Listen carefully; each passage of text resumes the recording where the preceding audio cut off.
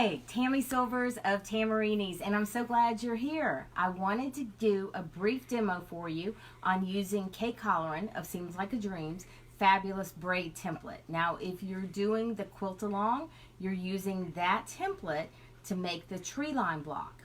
And I want to give you some tips on using the template. It is super easy to use, and I think you're going to find that it's going to make this block a dream to piece.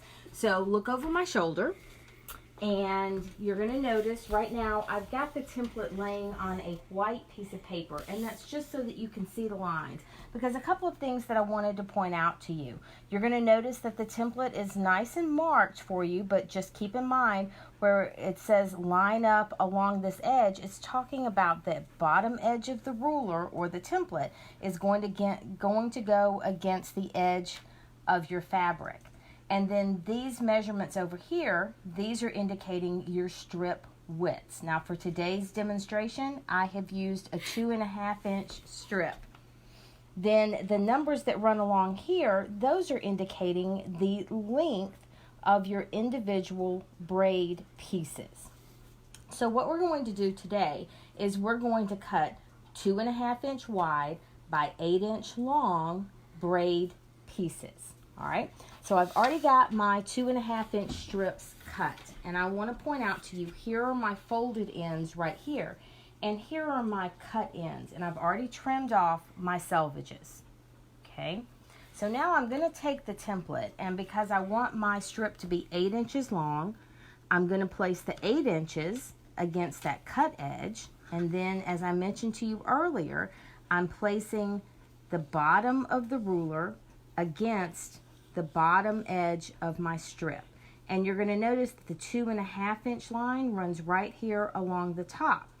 All right, so I'm going to cut my first. Now, just so you know, I've got 2 strips here. I'm going to get 4 braid pieces when I cut. So I'm going to cut, and I push down nice and hard. It may not have looked like I was pushing down, but trust me, I was. So now I have 4 braid pieces.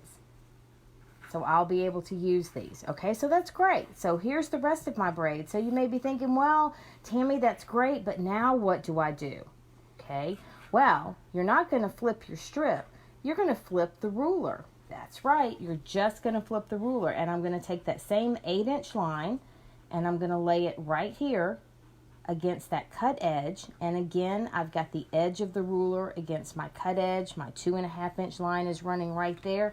And now I'm going to cut again against the edge of my ruler. And again, I end up with 4 identical braid pieces ready to use.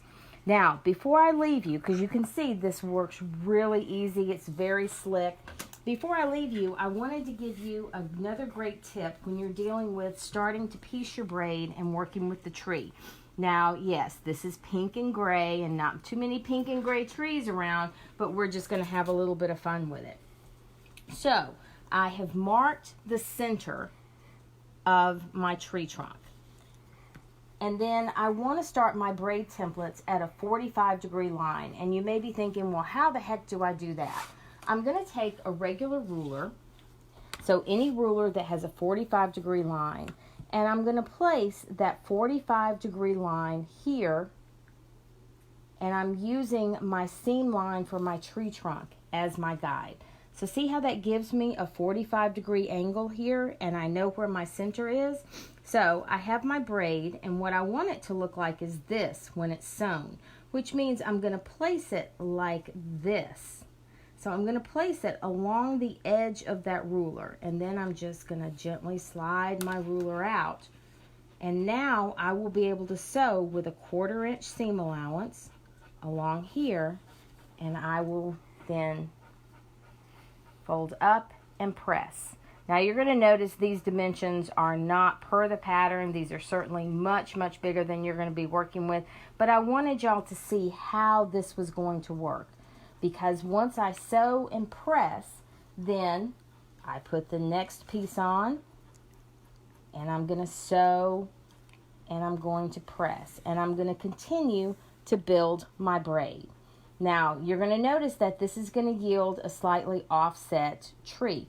Perfectly okay. Nothing wrong with that because it's a tree and trees aren't actually perfectly symmetrical. But you're going to see that you'll be able to continue building with your braid, and your tree is just going to grow as you keep adding your braid pieces.